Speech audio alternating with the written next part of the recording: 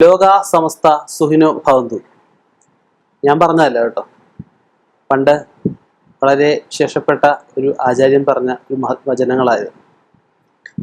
ലോകത്ത് ഉള്ളവരെല്ലാം സുഖവും സ്വസ്ഥവും സമാധാനവുമായിട്ടിരിക്കട്ടെ. ആർക്കും ഒന്നും ഇല്ലായിരുന്ന കാലഘട്ടത്തിൽ വളരെ കുറച്ചു പേർക്ക് ഇടയിൽ ഉണ്ടായിരുന്നതും, എന്നാൽ ഈ കാലത്ത് ഒരുപാട് ആൾക്കാരുടെ ഇടയിൽ നിലനിൽക്കുന്നതുമായിട്ടുള്ള കുറച്ച് കാര്യങ്ങളെ പറ്റിയാണ് ഇന്നിവിടെ ഞാൻ പറയുന്നത്. ആഹാരം, വഴി, തൊഴില്, വിവാഹം, വെള്ളം, ഇങ്ങനെയുള്ള കുറച്ച് കാര്യങ്ങളുണ്ട്. ഇതൊക്കെ മനുഷ്യന്റെ ജീവിതത്തിന് അത്യന്താപേക്ഷിതമായിട്ടുള്ള ഘടകങ്ങളാണ്. ഇവയൊക്കെ മുടക്കിയാൽ ഉണ്ടാകുന്ന കുറച്ച് വിഷയങ്ങളെക്കുറിച്ചും അതിനുള്ള പരിഹാര കർമ്മങ്ങളെക്കുറിച്ചുമാണ്. മനുഷ്യന് എന്ത് കൊടുത്താലും തൃപ്തിയാവത്തില്ല. ഒരാൾക്ക് 1,00,000 രൂപ കൊടുത്തു, കയ്യിൽ 1 രൂപ ബാക്കിയിരിക്കുക. ആ 1 രൂപ കിട്ടിയാലോ? അതാണ് മനുഷ്യന്റെ മനസ്സ്. മനുഷ്യനെ തൃപ്തിപ്പെടുത്തണമെങ്കിൽ ഒറ്റ സാധനത്തിലൂടെ മാത്രമേ പറ്റത്തുള്ളൂ: ആഹാരം.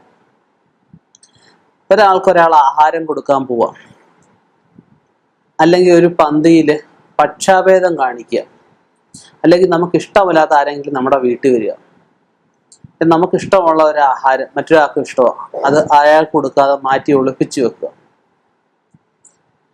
ഇങ്ങനെയുള്ള പല അവസ്ഥകളിൽ ആഹാരം മുടക്കുക എന്ന് പറയും. ആഹാരം മുടക്കുന്ന ശാപം നമുക്ക് മാത്രമല്ല, നമ്മുടെ കഴിഞ്ഞു വരുന്ന കുട്ടികൾക്കായാലും അത് കഴിഞ്ഞ തലമുറയ്ക്കായാലും 7 തലമുറയ്ക്കാണ് ആഹാരം മുടക്കുന്നതിൻ്റെ ശാപം നിൽക്കുന്നത്. ഭക്ഷണശാപം എന്ന് പറയും. ഇനിയും ജോലി. ഒരാൾ റെക്കമെൻഡ് ചെയ്ത് കഴിഞ്ഞാൽ ജോലി കിട്ടും. അല്ലെ, ഒരാൾക്ക് ഒരു സ്ഥാപനമുണ്ട്, അയാൾക്ക് അയാളുടെ കീഴിൽ ഒരുപാട് പേർക്ക് ജോലി കൊടുക്കാൻ പറ്റും. ഈ ജോലിയിൽ പക്ഷാഭേദം കാണിക്കുക, അർഹതയുള്ളവർക്ക് ജോലി കൊടുക്കാതിരിക്കുക, ജോലിക്ക് വരുന്നവരെ കളിയാക്കുക, അല്ലെങ്കിൽ അവനവൻ്റെ സ്ഥാപനത്തിൽ ജോലി ചെയ്യുന്നവരെ അവർക്ക് വേണ്ടുന്ന കാര്യങ്ങൾ ഒന്നും കൊടുക്കാതിരിക്കുക. ഇങ്ങനെയുള്ള പല അവസ്ഥകളിൽ ജോലി ശാപം അല്ലെങ്കിൽ ജോലി മുടക്കം. അപ്പം ആ ജോലി മുടക്കുന്ന അവസ്ഥയാണ്. അല്ലെങ്കിൽ അനാവശ്യ കാരണങ്ങൾ, മുട്ടാപ്പോക്ക് ന്യായങ്ങൾ പറഞ്ഞ് ഇവരെ പിരിച്ചു വിടുക. ഇതുകൊണ്ടൊക്കെ തൊഴിൽ ശാപമാണ്, അല്ലെ ജോലി ശാപം. അത് അവനവൻ്റെ, എല്ലാവർക്കും ജോലിയുണ്ടല്ലേ, അവനവൻ്റെ ജോലിയിലും ബാധിക്കും, അവനവൻ്റെ മറ്റ് വീട്ടിൽ ഉള്ളവർക്കും ബന്ധുക്കൾക്കും എല്ലാം ഈ തൊഴിൽ ശാപം ബാധിക്കാം. ഇനിയും വളരെ പ്രധാനപ്പെട്ടൊരു കാര്യമാണ് വിവാഹം മുടക്കുക. പണ്ടുള്ളവർ പറയും 10 കള്ളം പറഞ്ഞായാലും ഒരു വിവാഹം നടത്തണമെന്നാണ് പറയുന്നത്. പഴഞ്ചൊല്ലിൽ പതിരില്ല.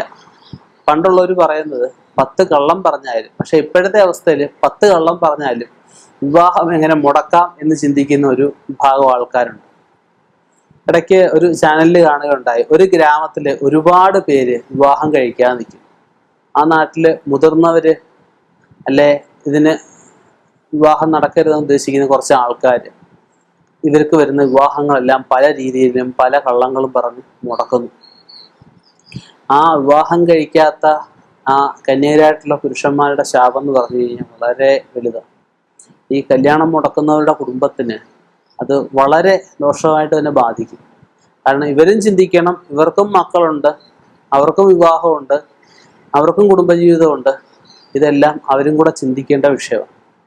അതുപോലെ നമ്മളെക്കാട്ടി താഴ്ന്ന ആൾക്കാർ കാണും, അല്ലെ നമ്മുടെ ആശ്രിതർ കാണും. അവർക്ക് ചിലപ്പം കുടിയടപ്പായിട്ട് വസ്തു കൊടുത്തു വരാം, അല്ലെങ്കിൽ ഒരു വസ്തുവിൻ്റെ ഒരു ഭാഗം നമ്മൾ വാങ്ങിച്ചു, അതിൽ കൂടെ വഴി ഉണ്ടാവും. ഈ വഴി മുടക്കും. വഴി മുടക്കുക എന്ന് വെച്ച് കഴിഞ്ഞാൽ വളരെ ദോഷമാണ്. അത് നമുക്കായാലും എല്ലാ കാര്യങ്ങളിലും മുടക്കങ്ങൾ ഉണ്ടാവാം. വഴി മുടക്കുന്നത് പോലുള്ള വിഷയം എന്ന് വെച്ച് കഴിഞ്ഞാൽ ഇറങ്ങുന്ന കാര്യങ്ങളെല്ലാം മാറ്റിവെക്കുന്ന കാര്യങ്ങളെല്ലാം നടക്കാതെ പോകും. അതുപോലെ നമുക്ക് ചിന്താശേഷി കുറഞ്ഞു വരുന്ന അവസ്ഥ, നമുക്ക് സഹായിക്കാൻ ആരും ഇല്ലാതെ വരുന്ന അവസ്ഥ, ഇതൊക്കെ വഴി മുടക്കുന്നതിനുള്ള വിഷയങ്ങളാണ്. ഇനിയും വെള്ളം. ജീവിക്കാനില്ല, ആഹാരം ഇല്ലല്ലേ, കുറച്ച് വെള്ളം ഉണ്ടെങ്കിൽ കുറച്ച് ദിവസം ജീവിക്കാൻ പറ്റും അല്ലേ. അപ്പം നമുക്ക് ഒരു പൊതു കിണറിൽ നിന്നും വെള്ളം എടുക്കുക. ഒരാള് ശക്തമായിട്ട് മറ്റുള്ളവരുടെയൊക്കെ പ്രതിനിധീകരിച്ച് പറയുക ഇവിടുന്ന് വെള്ളം എടുക്കരുത്, അല്ലെ ഇത് ഒരു പ്രത്യേക ആൾക്കാർക്ക് എടുക്കാനേ പറ്റത്തുള്ളൂ, മറ്റുള്ളവർക്ക് എടുക്കാൻ പറ്റത്തില്ല, അല്ലെ ഒരിടത്ത് ഉണക്കുകാലം ആകുമ്പം ഒരിടത്ത് വെള്ളം കാണില്ല, മറ്റിടത്ത് വെള്ളം കാണും, എൻ്റെ വീട്ടിൽ നിങ്ങൾ വെള്ളം എടുക്കണ്ട. അത് വളരെ നിന്ദ്യമായിട്ടുള്ള കാര്യമാണ്. കാരണം പഞ്ചഭൂതങ്ങളിൽ ഏറ്റവും പ്രധാനിയാണ് അഗ്നി കഴിഞ്ഞു കഴിഞ്ഞാൽ രണ്ടാമതുള്ളതാണ് ജലം. ആ ജലം പ്രകൃതിയാലുള്ളതാണ്, അത് മുടക്കാൻ പാടില്ല. ഇപ്പൊ ഇങ്ങനെയുള്ള 5 കാര്യങ്ങളുണ്ട്. ഈ 5 കാര്യങ്ങളും മുടക്കി കഴിഞ്ഞു കഴിഞ്ഞാൽ നമുക്കുണ്ടാവുന്ന അനർത്ഥങ്ങളെന്ന് വെച്ചാൽ വളരെ വലുതാണ്, വളരെ വലുതാണ്. ഇനിയും ഇത് മുടക്കി അവനവന് ബോധ്യമുണ്ട്, കുറ്റം ചെയ്താൽ എന്ത് ചെയ്യണം? പശ്ചാത്തപിക്കണം. ഒരു കൊച്ചു കുട്ടിയോടായാലും തെറ്റ് ചെയ്താൽ ക്ഷമ ചോദിക്കുന്ന മടി വിചാരിക്കേണ്ട കാര്യമില്ല. ആ തെറ്റ് പോയെങ്കിൽ അതിനുള്ള പ്രതിവിധി ഏതെങ്കിലും നല്ല ആചാര്യന്മാരെ അല്ലെങ്കിൽ നല്ല ജ്യോതിഷ പണ്ഡിതന്മാരെ കണ്ട് അതിന്മേലുള്ള പരിഹാരക്രിയകൾ ചെയ്യുക. ആ പരിഹാരക്രിയകൾ ചെയ്തതിന് ശേഷം ഈ മുടക്കിയ വസ്തു എന്താണോ അത് നമ്മളെ കൊണ്ട് പറ്റാവുന്നതാണെങ്കിൽ അത് ചെയ്തു കൊടുക്കുക. മാക്സിമം ആരെയും വിഷമിപ്പിക്കാതെ മുന്നോട്ട് പോവുക. നമ്മൾ വിഷമിപ്പിക്കാതിരിക്കുമ്പോൾ നമുക്കും വിഷമതകളുള്ള അനുഭവങ്ങൾ ഇല്ലാതെ വരും. സന്തോഷമായിട്ട് അവൻ്റെ കാര്യം നോക്കി ജീവിക്കുക. സ്വസ്ഥതയും സമാധാനവും താനെ കുറേ വരുന്നതായിരിക്കും.